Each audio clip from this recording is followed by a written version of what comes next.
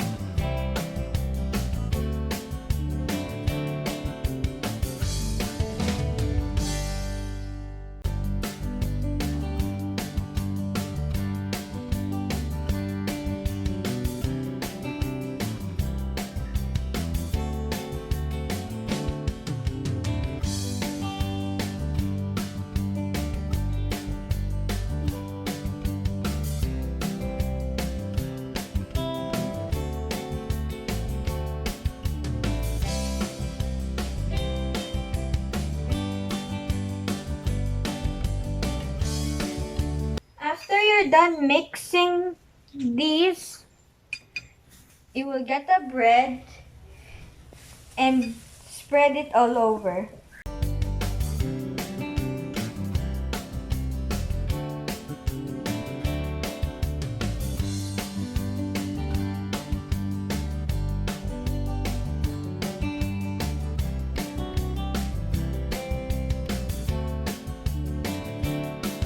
Next, we are going to put the lettuce and then the bacon.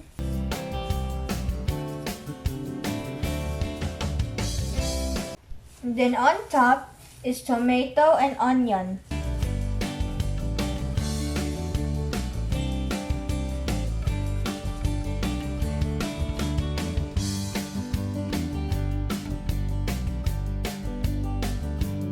And we're done.